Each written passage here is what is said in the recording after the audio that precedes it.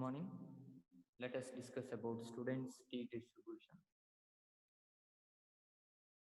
So problems on to student T distribution. Test student T distribution formula is given by T is equal to x bar minus mu divided by s into square root of n.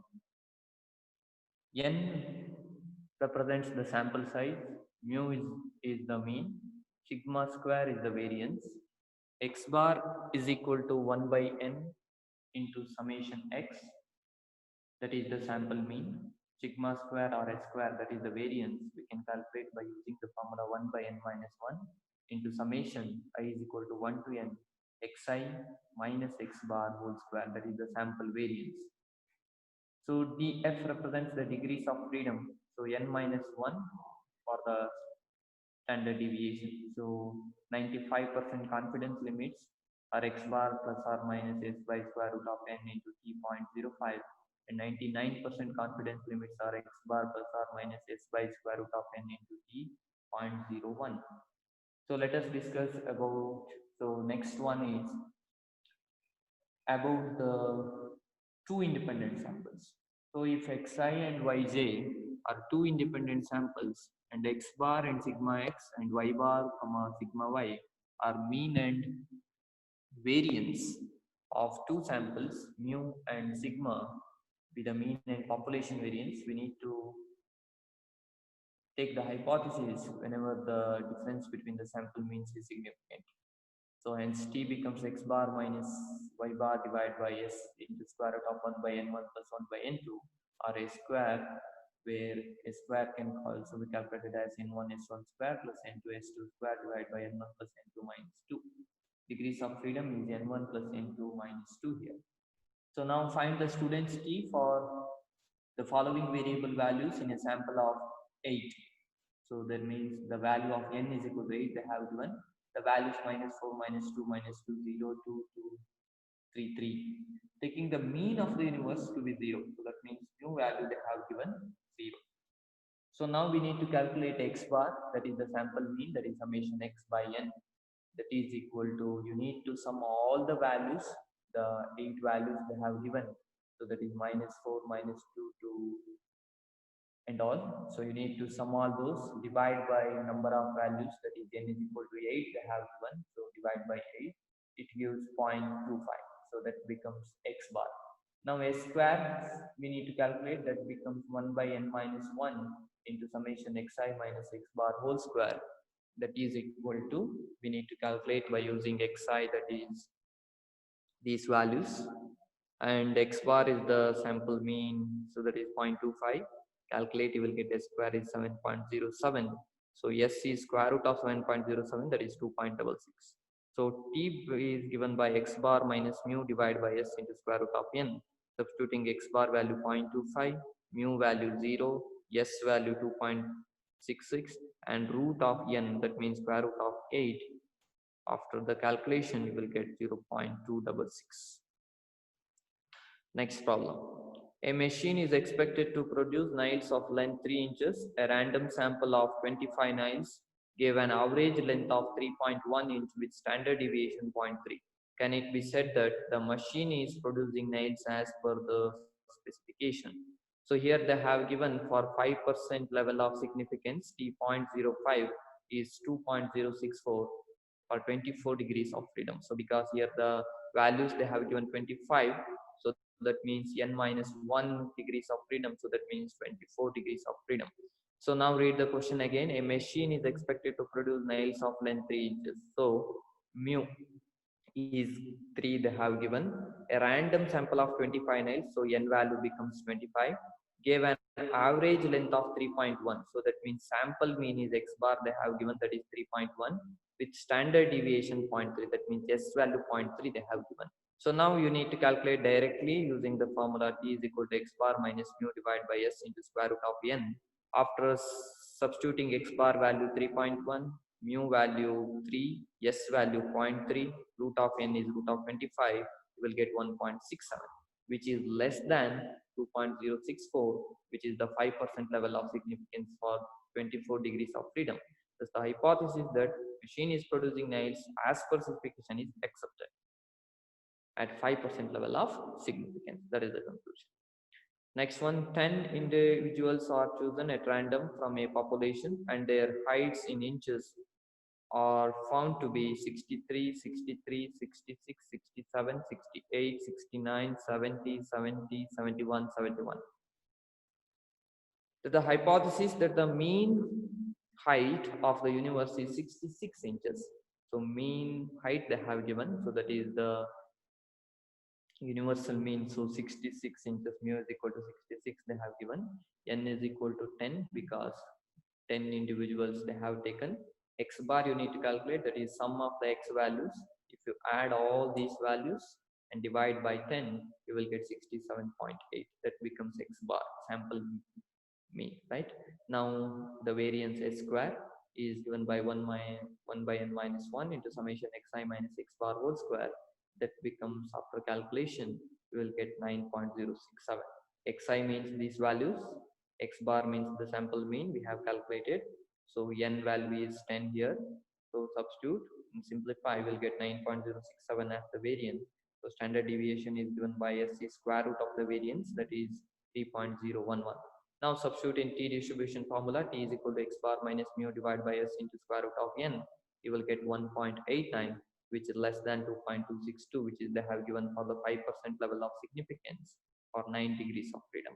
So thus the hypothesis is accepted at 5% level of significance.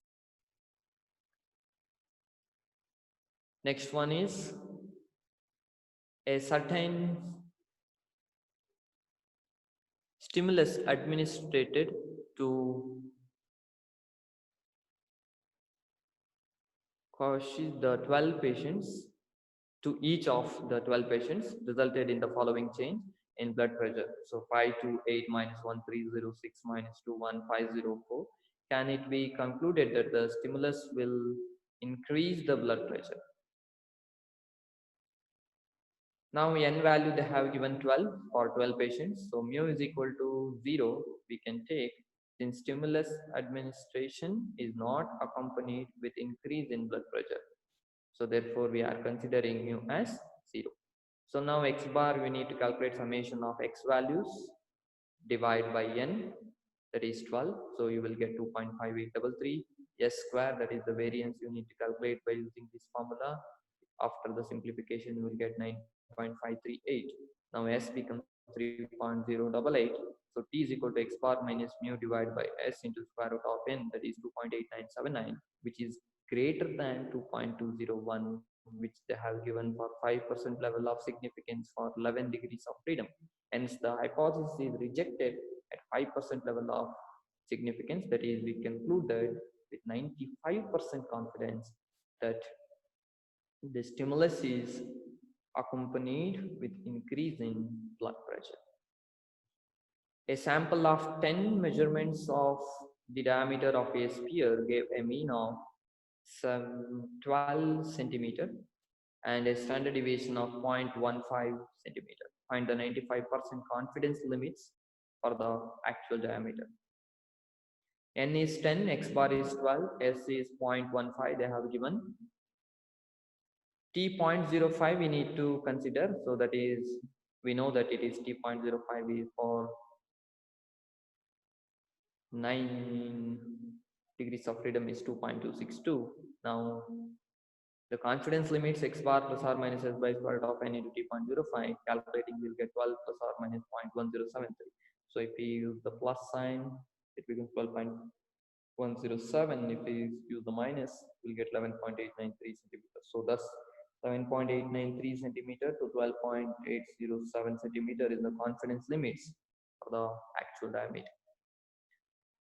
A sample of 11 rats from a central population had an average blood viscosity of 3.92 with a standard deviation of 0.61. On the basis of this sample, establish 95% limits for mu, the mean blood viscosity of the central population. T 0.05 for 10 degrees of freedom, they have given 2.228. N they have given 11, S directly given 0.61, X bar they have given 3.92, So now 95% confidence limits, x bar plus or minus s in by square root of n into t.05, t.05 we need to mention there, so that becomes 3.51 and 4.33. A group of boys and girls were given a test. The mean and standard deviation score and numbers in each group are as follows. So mean, standard deviation, and then they have given boys 74, standard mean 74, girls 70, standard deviation 8 and 10, n is 12 and 10. Is the difference between the means of the two groups significant at 5% level of significance? T.05 is 2.086 for 20 degrees of freedom they have given.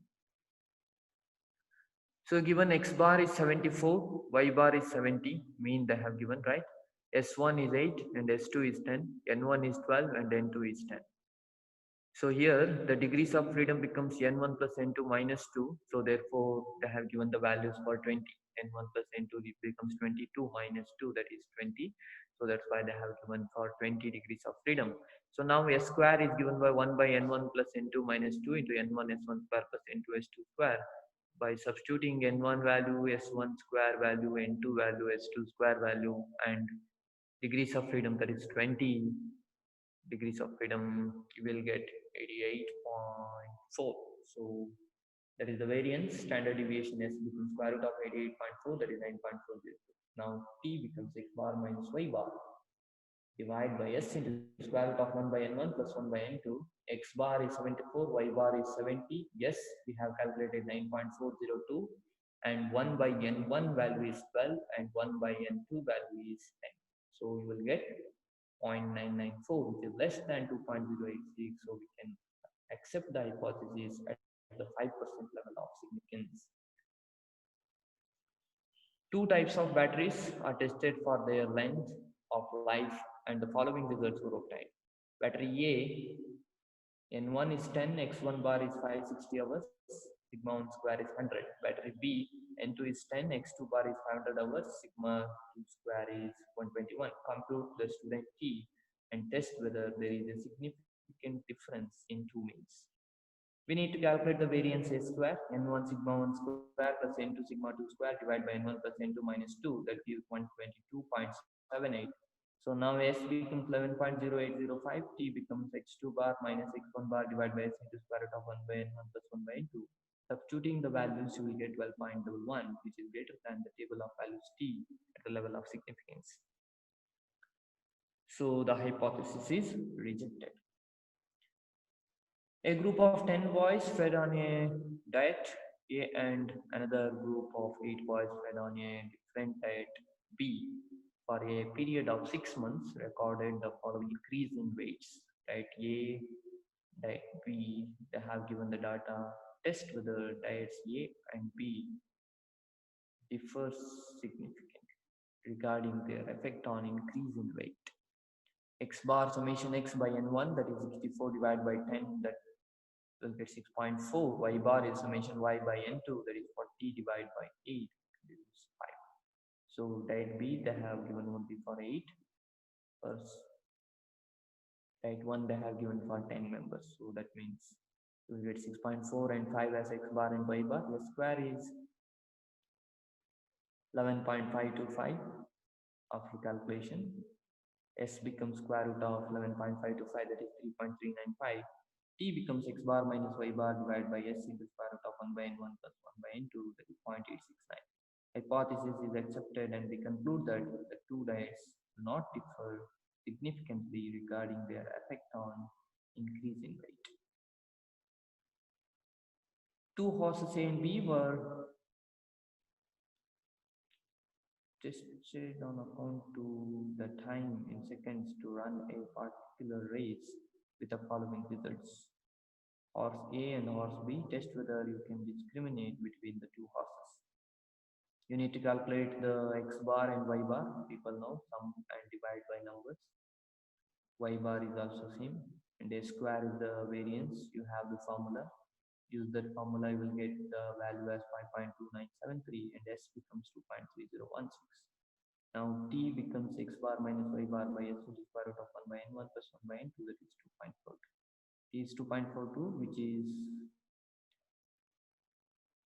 at for the 11 degrees of freedom, 5% level of significance 2.2 value and 2% level of significance 2.72. So 2.42 is greater than 2.2 in 11 degrees of freedom. So we can reject, but here we can accept.